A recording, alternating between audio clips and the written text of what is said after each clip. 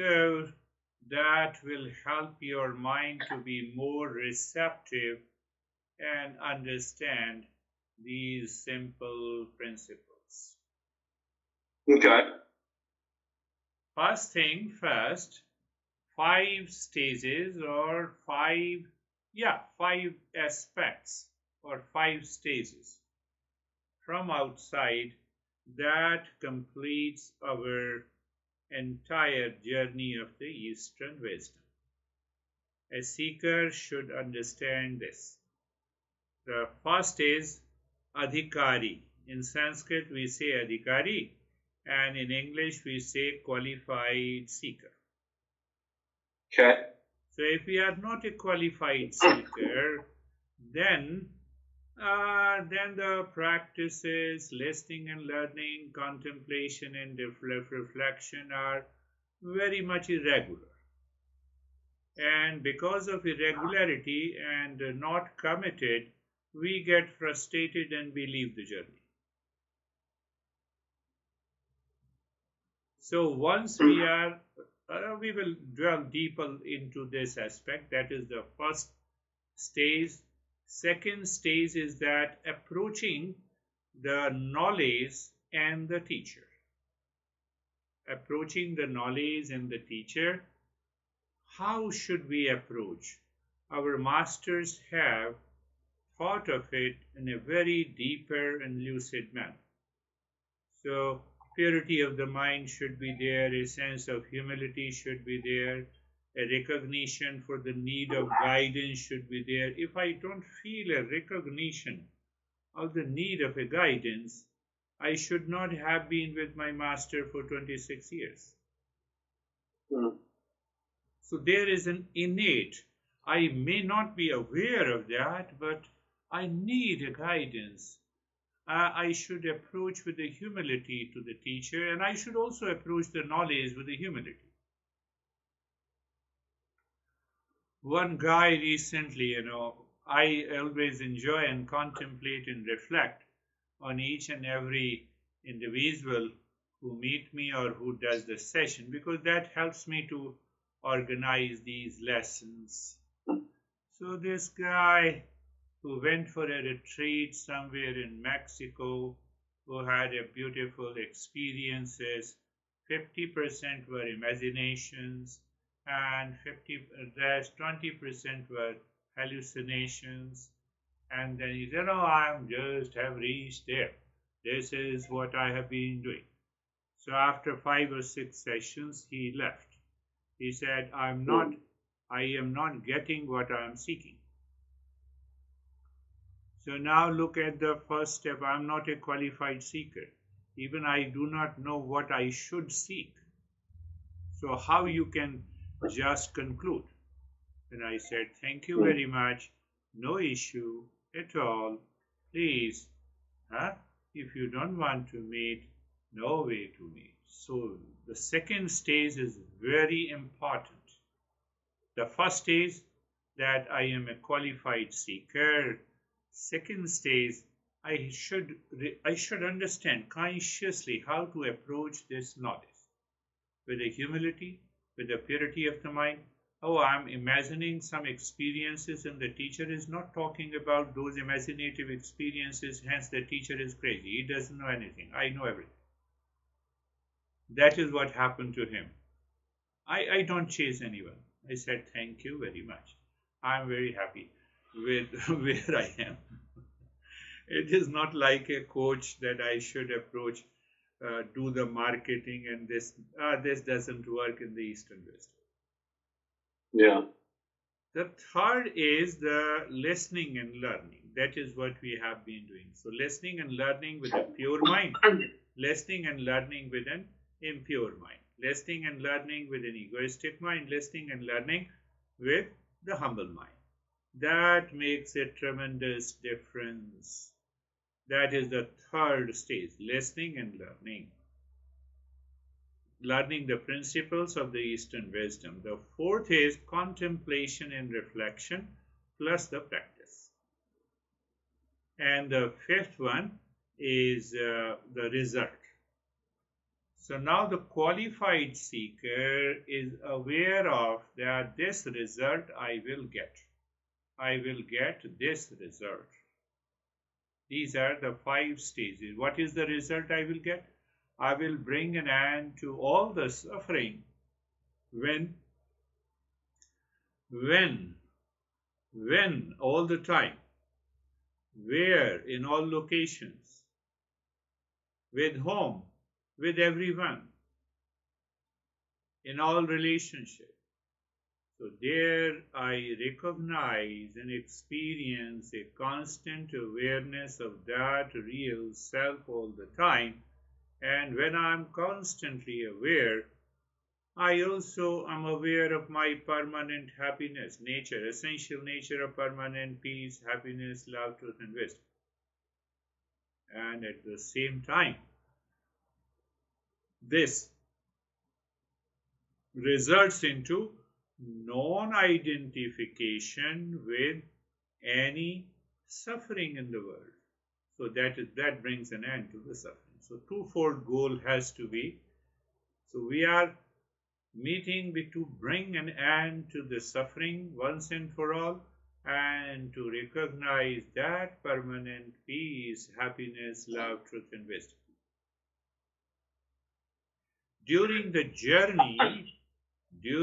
journey, we have recognized that my mind is not listening to me. It is animal mind, it is impulsive mind. That is why I told you to do the practice every day in the morning, at least temporarily, to recognize. Temporarily you purify the mind and you recognize that no, it is not required. Why I feel such a upset mood, tired and fatigued when I wake up even after 10 years of the sleep, 10 hours of the sleep. So it means that they are the fractional part of our journey. It is not that we will leave that practice or we will intensify that practice after some time. Now we have done the 5 stages. Don't forget, all the 40 steps are included in these 5 steps. So the first step is qualified seeker. Second step is approaching the knowledge and the teacher. And third step is the listening and learning attentively and absorbing that knowledge and the principles. Fourth is contemplation, reflection, and practice. And fifth is the result. These are the 5 stages one master has written and one master has taught. My master also used to teach with these 5 basic stages. Then what happens, think of what I said. I said an end of suffering. What I said, permanent peace and happiness. Why it does not attract all the people of the world? Why it only attracts only few? Well, because other people will latch on to religion or cults because they think that's what gives them permanent peace and happiness. But it's not. That doesn't mean it's correct, but that's why everybody thinks that this thing is going to give them that peace and happiness. We're all looking for the same thing, right? Yes. So how are we supposed how did I get so lucky enough to meet you? And because I could easily have been born into like a Jewish family and go to temple and follow that God. And so, yeah, I don't know. Yes, you're right. You understood that. So the next question arises from your answer, but why it happens to one person and why the other person follows this path of the Eastern wisdom? Yeah, I don't know that answer. Yeah, one simple answer is that their intellect is not fairly developed. And then why it is not developed? We have to answer that. No, they are highly intelligent. People who do not follow the path of the self-discovery, they are highly intelligent and intellectual. Now their intellect is paralyzed by the animal mind, by the pleasure seeking in the world outside. Again, answer question, no, don't stop there. But why this happens to one person and why it doesn't happen to the other? So the master of Eastern wisdom answers. They say vasana. What is vasana? That sits in the mind. What sits in the mind? Whatever we perceive in the world outside, whatever the thoughts that we have every day, whatever the way we think, whatever the perception with the projection that we have in every day, it all sits in the mind in the form of a reservoir of impressions, tendencies, that is called the vasana. Okay, that is not sitting in me. Yes, that is sitting in me also. So then what is the difference? So we have in that impressions and the tendencies that is sitting in the mind triggers or makes the mind respond to the outer world with projection or without projection. So that is what I explained to you, that every time, for example, I see a beautiful girl. Now, how come I see the sensuality in that girl, and how the other person do not see the sensuality in that person, in that beautiful girl? The second person says, oh, she is beautiful, I appreciate her beauty. That is all. The other gets reaction. It's a projection of the sensuality. The girl did not pass the sensuality to these two people. So it was generated from the tendencies and the impressions already present in my mind. So it means that these impressions are of two types. They are good and they are bad. Bad in a sense, bad is not a bad. Bad simply means that my mind is not fairly developed to perceive what is right and what is good. It colors its perception with a projection, and it perceives the world is just a utility. It is a form of a pleasure seeking. So those people cannot become a qualified seeker. And that is why they are not attracted to the Eastern wisdom. Because their mind is heavily projected to see, they perceive happiness lies outside. I have $1 billion, I'm happy. Pain is hiding behind. I'm worried, I'm concerned. I told you that 2 years ago, this guy divorced his wife, and now what happens? So alimony, how much alimony he has to pay? $20,000 a month. Then what happened? $20,000 a month? Then what happened? He got frustrated. Frustration took him deeply. Then what happened? Business now on the brink of bankruptcy. Or a clever move that if I file a bankruptcy, the amount of alimony that I am paying, I need not to pay. So I did another wrong thing. Where I will stand? Should I hide what I earn? Another wrong step. Why? Because of the ego. Look at it. So that guy returned after a year to me. And I know the fact, but I said, but now he is evolving very fast. So there is a possibility that you get a shock from the world, but the existence creates a new situation, adverse situation, and that hurts you so deeply, you start thinking and contemplating, and you can become a seeker. That is also a possibility. So, to be a seeker, every situation, condition, it was also a big shock to me, $20,000. So you can think of his income. Yeah. So I meet always good people. Another guy, yeah, leaves. So what happens? Let me come back to the subject. There are 5 stages. So I included the 6th aspect also. That what about before these 5 stages? So what is happening in the mind?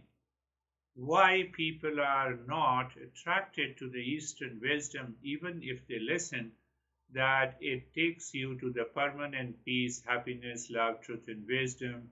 It changes your behavior and attitude. It releases your impurity of the mind so that your life is naturally organized. You take a right decision whether you are living in a relationship or you are single. You take a right decision. The way you have taken a right decision, people say, what the heck you are doing sitting at your home? Come and have a bag of beer or vodka. No, I'm not interested. So it means those positive impressions are there. You respond to those events calmly. And if you respond to those events calmly, that makes one a qualified seeker. So we have good tendencies, we have bad tendencies. You can say we have positive tendencies that triggers my perception, and from the perception I move to a right action in my life, and that right action makes one a seeker. So we should remember, someday we feel frustrated. I have been doing the sessions and nothing is happening. Mind why you are going for a negative impressions. It is a journey of the life. I have to discover myself. One thing is clear to me, that permanent peace and happiness are our essential nature. So we have to guard ourselves, and that is why I was concerned that why you have those frustrated moments in the morning when you wake up and feel tired. So we did a temporary solution, that you commit to the practice. So what is going to happen? Your commitment and sincerity to the self-discovery will go up. And as it goes up, it changes your behavior and attitude. When it changes your behavior and attitude, your intellect will sharpen itself. The intellectual paralysis will go away. And when the intellectual paralysis will go away, because the mind is dictating through its obsession, through its projection, subconsciously and habitually, of which we are not aware. So when you are doing the practices regularly, you start feeling a change, and ultimately it will take us to the first stage, which is known as that I have to be a qualified seeker. And then we will go, then from being a qualified seeker, I should move to the second stage, approaching the knowledge and the teacher. That is the second stage. Then only, because now I am a qualified seeker for what? We need to understand. So what we need to understand? So being a qualified seeker, I have to cultivate readiness by aligning my thought, speech, and action with the goal of life as taught by the masters in Eastern wisdom. And that should remain all the time spiritual aspiration and developing mental maturity. So I have to have some kind of mental maturity. No, This object gives me the pleasure. I don't want to listen to it. This is mental immaturity. I stick to it. I have projected it. I have imagined it. I have a hallucinative experience. I don't want to budge from there. So it's not a mental maturity. The dog is attracted to you because you have kept the food. You have been giving the bites of the food to that dog. Do you think that the dog really loves you?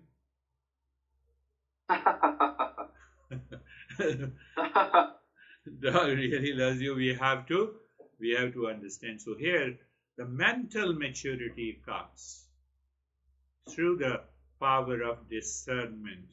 And so the mental maturity, discernment, we are learning in each and every session.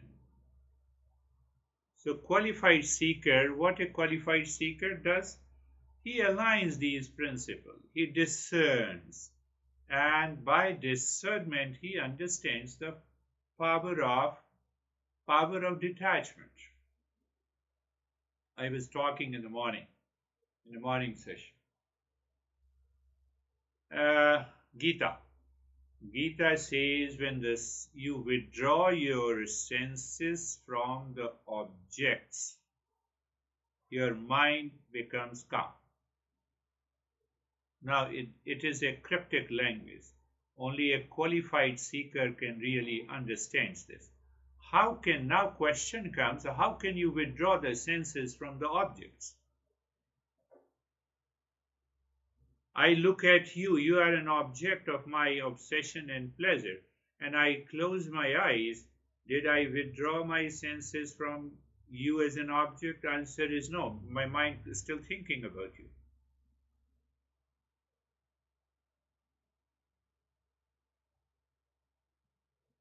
My eyes are always, when I'm in a waking state, my eyes are open, ears are open, skin, these all the five sense organs are open to receive their respective objects.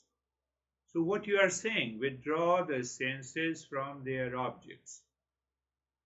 So it is a cryptic language. So what the master wants to convey the message, as our living masters explain, that what happens when you perceive any object through the sense organs, is there a projection? Now what do you mean by projection? Because you have a compulsive thoughts and feeling about that object, which is happening in the mind. Yes, you have to get rid of that. You have not to close your eyes not to see a person or an object. You have not to close your ears. No, I don't want to listen to this talk because this causes me a lot of problem. No. My mind, with the sense of immaturity, identifies with these objects. So at a mental level, I have to withdraw. How? By understanding. That is why I said discernment results into detachment. That makes one a qualified seeker. And also we have a couple of steps that we are going to understand. We create an auspiciousness. When you are a qualified seeker, you always create an auspiciousness all the time. First in the beginning of the journey, every day, and second, during all the time. Then we have also to understand the 4 steps, or they are known as the 4 connections. If the 4 connections are not clear in our head, we are going to understand. That again makes us a qualified seeker. 4 connections and the 4-fold practices.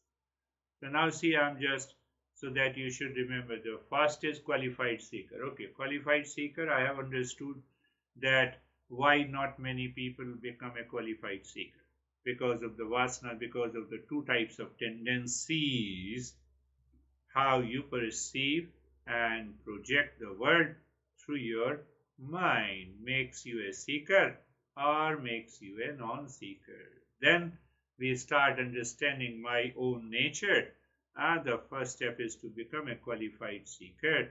In the qualified seeker, when I start respecting and honoring these principles in my head, first thing what happens, there is a kind of mental maturity. No, I have seen, this money cannot buy happiness. This relationship in the world is based on attachment. I have lot of expectations from you, and you have lot of expectations from me. We both meet our expectations, and that is what we say. Expectations with an attachment is love, and when these expectations are not met, then I have to pay 20,000 alimony per month to, to a person. But now he is laughing, he says, I'm laughing at my own mistakes. I said, this makes you a great seeker. I recognize that. Let no one recognize, but I recognize you, that you are becoming a great seeker. So in the seeking, then we understand that what are the four connections in the fourfold practices.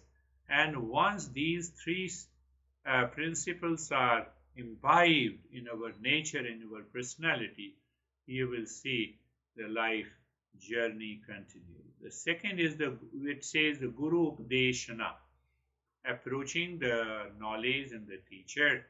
How? With humility.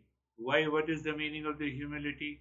The ego keeps the past knowledge intact. It argues with the past knowledge of seeking pleasure from the world continues. So majority of the people wants to realize the real self while keeping that sensual pleasure intact. They say, okay, there are two compartments in the mind. One compartment is listening and learning from you, doing the practice. The rest of the time, I will remain engaged in the pleasure-seeking mind. So what happens? 1 hour of the practice, 23 hours of your attachment continues. So the progress is not made. So that is what Master says with a mental maturity.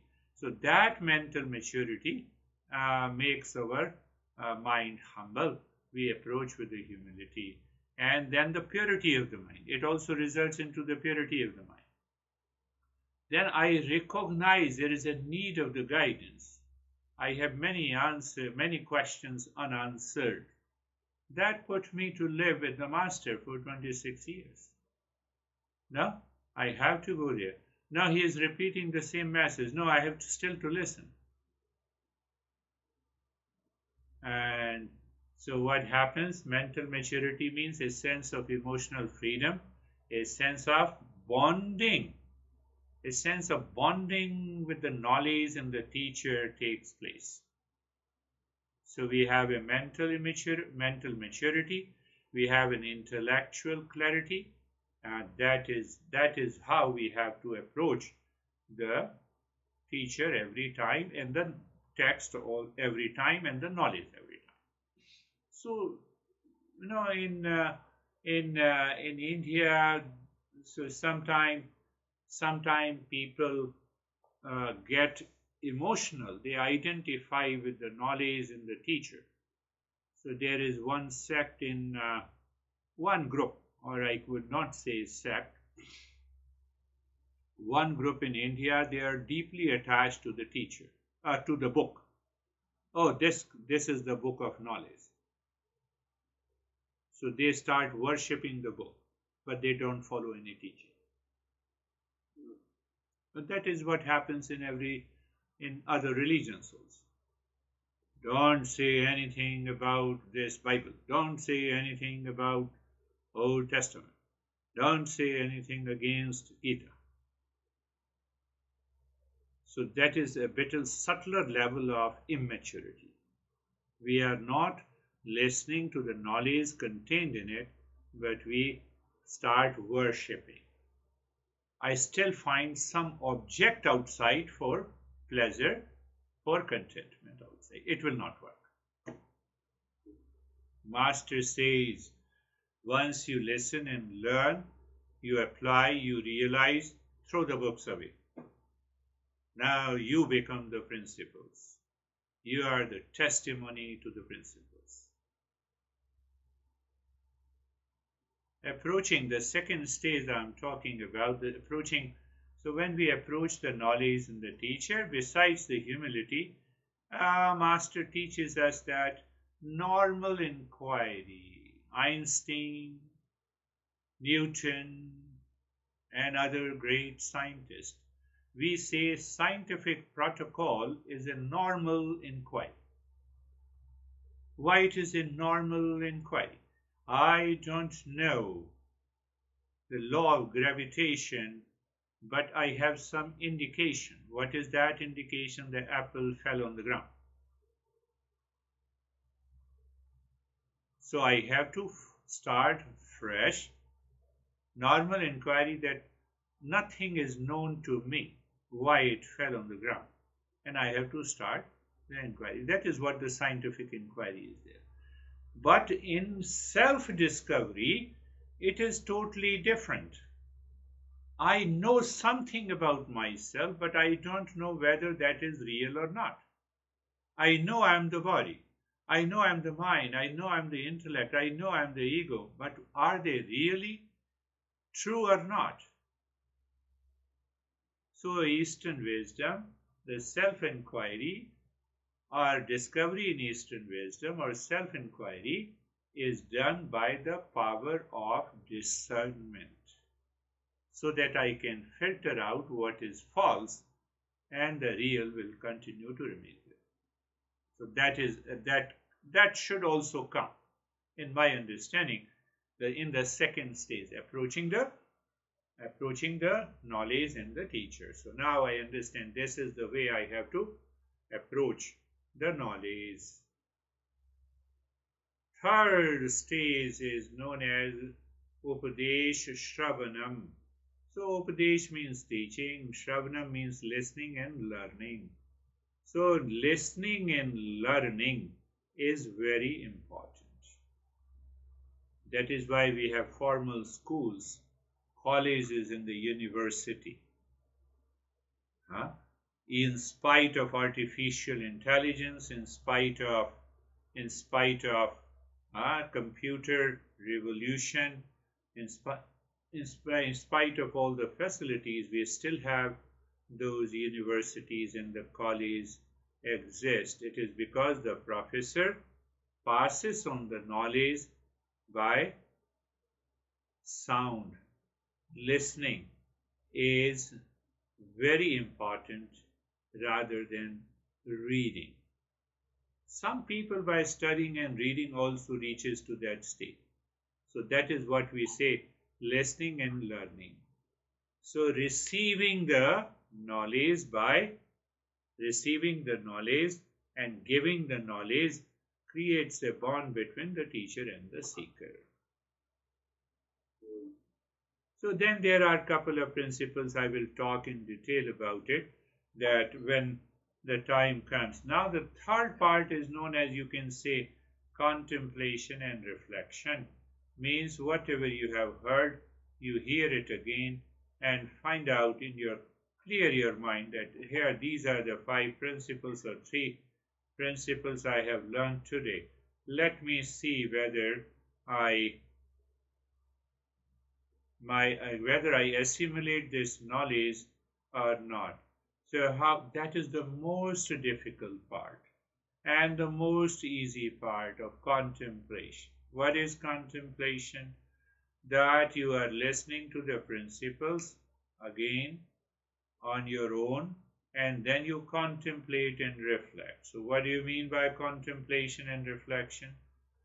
Based on that principle, you ask the question, what, why, who, where, and when. How it is to be done, why it is true, how it can be true. The permanent peace and happiness, for example. I gave you another principle that how the Gita says you withdraw the senses from their respective objects. So literally you cannot withdraw the senses from their objects. So it is only because of the contemplation and reflection we recognize I'm looking at an object and the mind is triggered by a projection, by a sensuality. And I say to the mind, hold on, calm down, calm down. That object is not triggering any reaction to you. It is automated by the vasanas. You see, this is what, when you recognize this is what the contemplation and reflection is. You see, you start communicating to yourself. Initially, you were so much obsessed that you don't recognize that this is an obsession, this is identification. So that is the fourth step, contemplation. The more contemplation you do and the reflection you do, your mind will inspire you. No, do the practice once again. No, let me do the practice twice. Let me do the practice thrice.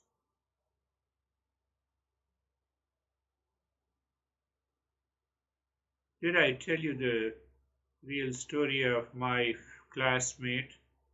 We studied together since our kindergarten until K-12. Then we went to different colleges. He went to Moscow to do his engineering. Did I tell you about his heart attack? No. So we are almost of the both same age, 5 or 6 months of difference. So his son has attended many of my programs when he was in depression. And so now see, he got a heart attack recently, about 2 months ago. And then I was informed and I said, okay, what can I do? Let me know.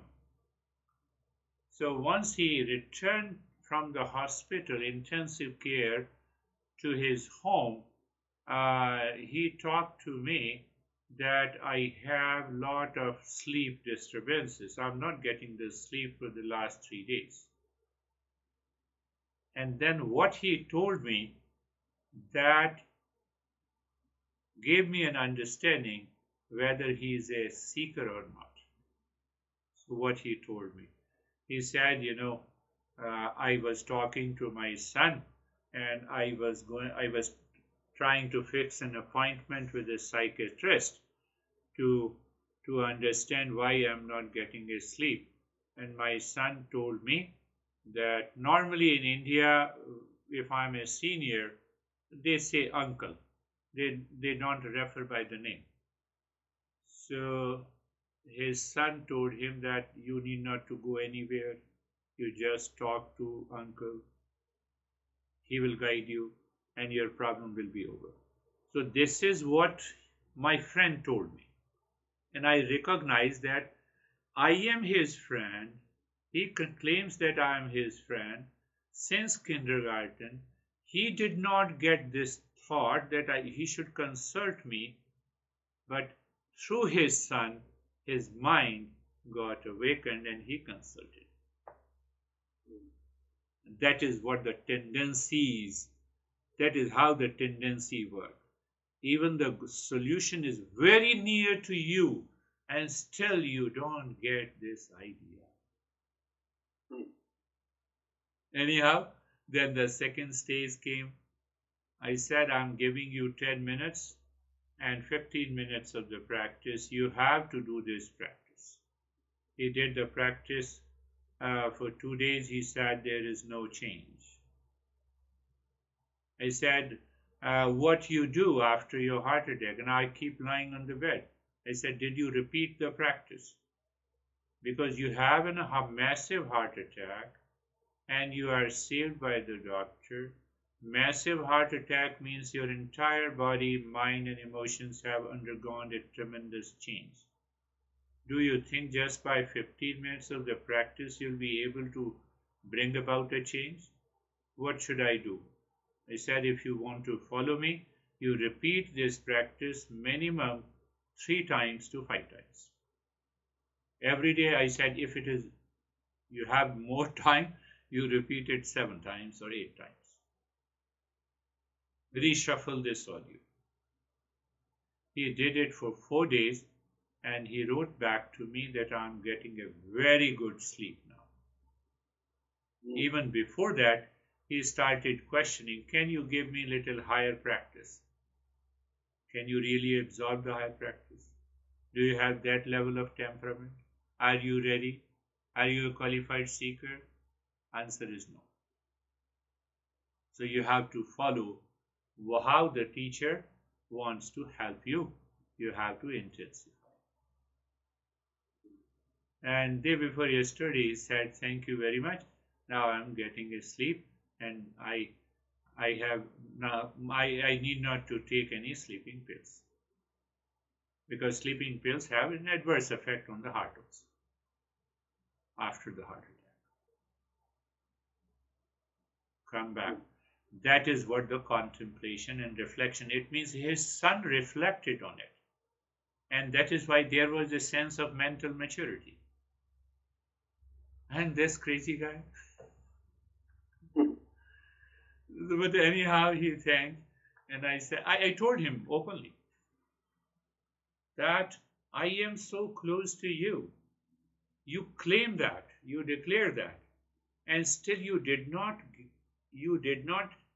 your mind is not able to think that I am so close to you that you should seek my advice and guidance. Instead, your son told you that is why you are seeking a guidance. So I told him for the last almost 40 years we have been communicating. You talk a lot about the spirituality, and that was just on the surface level. He is retired now. So that is why I picked up not only the 5 steps, the sixth one, the tendencies rule our mind. Even we may talk of very big thing outside, in the society, in our personal and professional side, I have to look inside. Mind, are you aligned with me? So that first step, that makes me a seeker. Then mind is further aligned. I have a sense of mental maturity. Then I approach the knowledge and the teacher.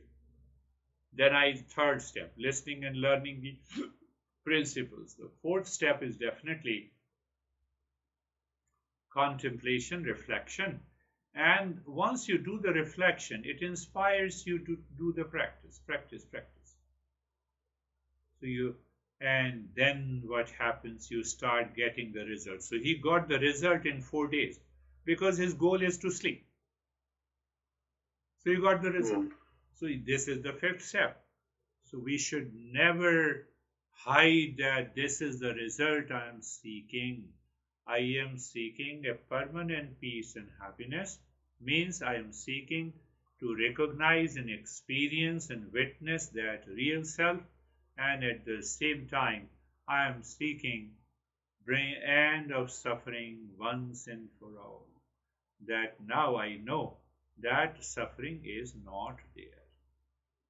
So it is known as the fivefold stages that a higher seeker should be aware. In every principle, in every knowledge that you learn, I have to look at it. I am a qualified seeker to receive this principle. Today I heard this principle, whether this principle, I like that principle, I want to absorb into it, or I won't need to contemplate. And the second state of the mind does not want to contemplate. I have already heard. Now let us wait for the next lesson. So because I did not contemplate and reflect, then the state will be like my friend. So fortunately, he had his son to remind him, and he agreed to it. You know, someone to remind you, that is one thing. But another thing is that the person reminds you and you follow it. Your dad reminds you of so many things, you don't listen to him. You see, the subtle nature of the journey. That is what Master is pointing out. So, so the first definitely is becoming. So in every time I'm repeating these 5 stages, I'm going little deeper. So the first stage, before the first stage, I talked about the tendencies, good impressions, bad impressions. So overall, the good impression has taken over you. That is why, in spite of the pressure from your peers and the friends and relations, you like to sit at your home and do the contemplation rather than going outside and seeking the same pleasure again and again and again. Obviously, that is one sense of mental maturity is there, and that mental maturity is further strengthened by the first stage. We talk of the qualified seeker. The qualified seeker always recognizes the importance of creating an auspiciousness every day. You wake up in the morning. I wake up in the morning and just sit. First thing I remember, the sun. Why sun? See that I connect myself to the sun. Why sun? Without sun, I cannot exist.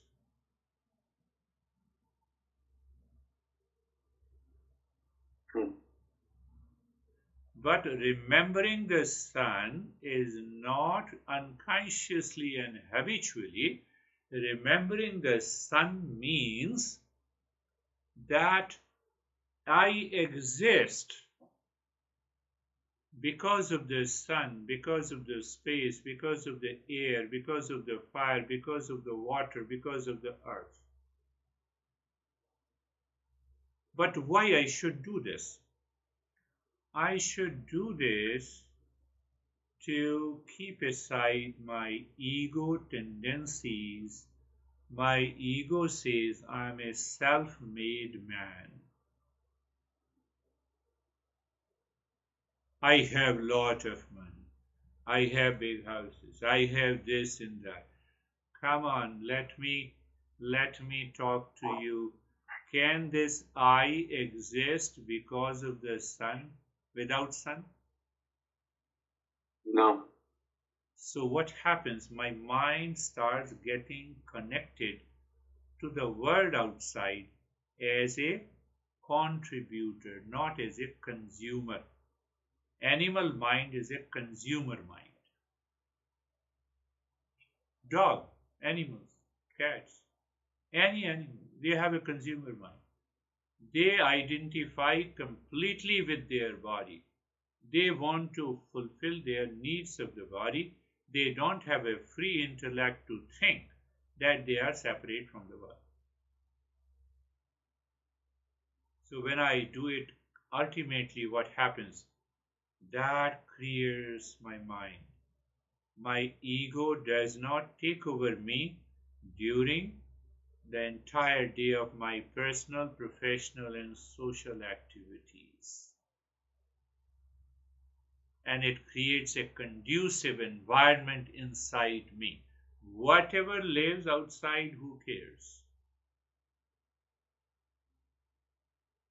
Then you have a Mangalacharan. Mangalacharan means we use certain mantras to further dissolve that ego, that idea of a selfishness, that idea of a consumership in the mind. Whether you pick up any mantra, Sarve Bhavantu Sukhina, let everyone be happy. Ego says, let me be happy and let the rest go to hell. Internally, it has that feeling. It always has such a feeling inside. If we don't have it, we are lucky. We are fortunate. We have a contributor mind. So there are two things. And how much time it takes? Hardly 2 or 3 minutes. So I'm the part of this entire existence, the body, breath, mind, intellect, and ego. Then I start thinking 4 connections. What is the 4 connections? I have to connect my mind again and again and again until my mind assimilates this knowledge clearly. So in the four connections also, the first connection is to be a qualified seeker. How I become a qualified seeker with reference to what? The reference point is what is the subject matter. What is the subject matter? Subject matter is to find the real self and end of. And what result I am seeking? I am seeking a result, bring an end to the suffering. So there are 3 points. Who? Who is treading the path? A seeker. What is the subject matter? The real self or the pure consciousness or awakening. What is the result? End of suffering. How to I connect all the 3? How I connect? Now I have to go to the office. Okay, so I'm getting ready in 10 minutes. You don't think about the car that you have. You get ready, you go to the garage and drive the car. So car is a means. So what are the means in these 4 connections? When your mind is saturated with that understanding, nothing can stop you. Whether you continue the journey with me or you don't continue the journey, your mind will be ignited, inspired. Further inspiration comes from the fourfold practices. Power of discernment. I have to establish the power of discernment in my intellect. Why? To get rid of the mental immaturity and the intellectual paralysis. I may be swayed away by one pleasure today. I return back to the home, I contemplate and reflect, and I get rid of that impression. No, I'm not going to repeat it again. It is done. Finished. So that power of discernment should be there in the intellect. Second, it results into a kind of dispassion.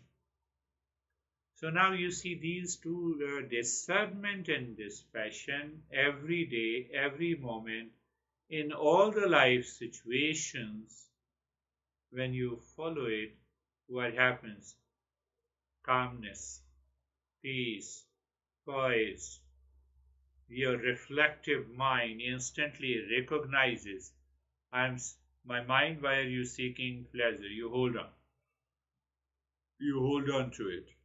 Gradually what happens, it awakens you to inner calmness, inner sense of withdrawal of the senses from their respective objects, which I just talked from the Gita.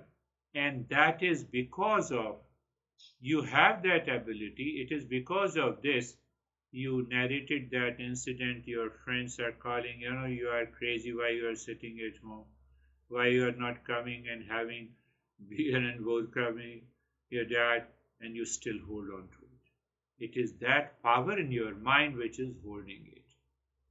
And our masters have made it as a third step. The mental calmness, one. Second is withdrawal of the mind from this, withdrawal of the senses from their objects. The practice is known as the Dhamma. The third one is known as, now you have made a decision and your mind is not ready to go there. Go there. So that is another state. It is known as the power of endurance that prevents you to run after the projected and imagined pleasure in the world. So once you have these 3 powers, you have a tremendous faith inside. Yes, I could see. I have an understanding that there is a real self and I have to treat the path of the real self. Until I reach there, I will continue the journey. That is the faith. You have a tremendous faith in yourself. Not faith in the teacher or faith in the knowledge. Because you have a tremendous faith in yourself, because of that faith, you approach the teacher and the knowledge. And then what happens? The 5th one, we have lot of, I told you in the beginning, vasana. We have good tendencies, we have bad tendencies. So it does not mean you are a qualified seeker. The bad tendencies will not attack you at a particular time or on a particular day. So you develop the power of endurance. You endure those challenges. Okay, it is happening to me, let me endure it. That is the 5th change that takes place in the sixth one, it is known as samadhanam. You get a remarkable power of focus and the concentration naturally. And that focus of the mind takes you away from the world outside, the world of pleasure. So don't you enjoy the pleasure of eating the food you like? You enjoy. But there is the internal detachment is there. And that helps you to develop you, sharpen your intellect to continue the journey. So that comes under the first stage, adhikari, you become a qualified seeker. Now, once you have the seeker, the teacher says that, do I have a humility? Humility means that what I know until today has not given me any benefit. It has not changed my life. So hence what I know, let me drop it.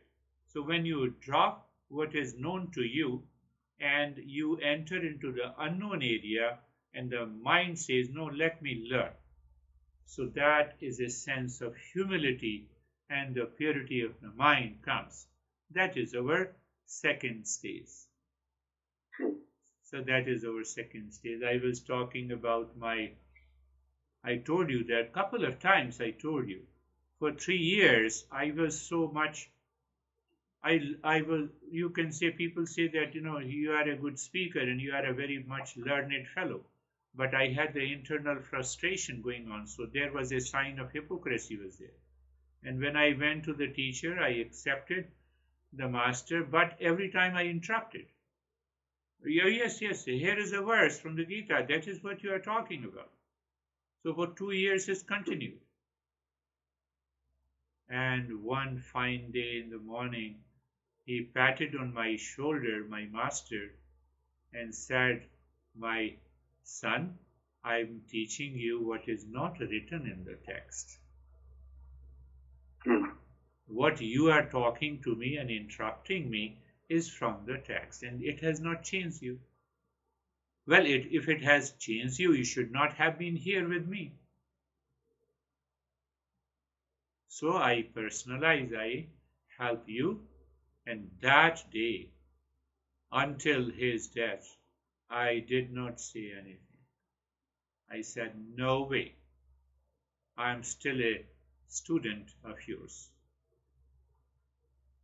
So that awakens you a sense of humility and responsibility in you. That is what the second stage is. And third stage, Shravanam, listening and learning, constant listening and learning, constant listening and learning. The fourth stage, contemplation and reflection, followed by the practice. And the fifth stage is what happens? Fifth stage, we return. We find the result is there with us. I don't see the result outside. No, you see the result inside, and that will manifest in your change of behavior, attitude, change of responses in difficult circumstances. You find every problem is an opportunity. You are able to maintain your calmness and the poise in a sense of equanimity. So these changes are taking place. Sometimes what happens during winter time when you are approaching the Flagstaff and you pass through these forests, Tonto forest, then you start feeling a little coolness and a calmness along the way. So we start finding those changes. I am calm today throughout the day. What a beautiful day today. Did I live into that state of the poise and calmness throughout the day? In my personal, professional, social life, we don't recognize these changes. My master used to say that, check, oh, have you done the practice? No. How long you have been doing the practice? For 10 years. Very good. Did you find any day which is only passes in the state of the calm, poise? You did not have any mental, emotional reaction within yourself and while living your personal, professional, and social life? No, not at all. No reaction. throughout the day, the mind passes into that state of the calmness. That is a sign of the progress. We don't recognize these changes. When you don't recognize changes, then why we don't recognize these changes? Because we have not heard, we have not learned from the teacher. So you see, we have to assess our readiness every day by examining our thought, speech, and action. So you examine your, how to examine? Just spend 15 minutes before going to sleep. Simply ask a question: how many times I got upset into anxiety, conflict, and a reaction today? Recall that event and contemplate and reflect. Do I have an option to not to react but to respond? Your mind, if it gives you a solution that yes, I have the means to respond, I reacted unnecessarily, you got the answer by yourself. You got the answer. No, yes, there are many options. I should not have reacted. Now that is, once you reflected on it, it will, now the knowledge is assimilated. Now what is going to happen? You will find the same situation in the future, your response will be different. That is another way to check the sign of the progress. That is what we have to understand. And then what happens? Guru Updeshna, approaching the teacher, and then we recognize, oh, for so many days and weeks I heard this principle intellectually, but it is not assimilated. Because it was not assimilated, and still I'm reacting. There's an Indian guy and whose mother is suffering from cancer. People approach to me for different reasons. So he has been with me in India for more than 10 years. And every time he used to say, you are my master, you are my teacher, I said, forget about it. Don't be crazy. You have to check your eligibility. Are you a seeker? Are you changing? If you are not changing, then you are not my student. So those days when I was in India, I used to say to him. So he sent an email, what should I do? So what he heard over those years, he started contemplating and reflecting. And I could see there is a change. So I picked up one practice and I said, do this practice regularly, without fail, morning and evening. If you find more time, do the practice, repeat the practice.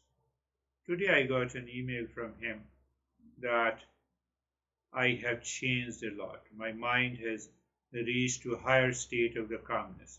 I did not react on anything in the last week. Even my mom is suffering from the cancer, but still I was able to maintain the poise. So here is an amount of money I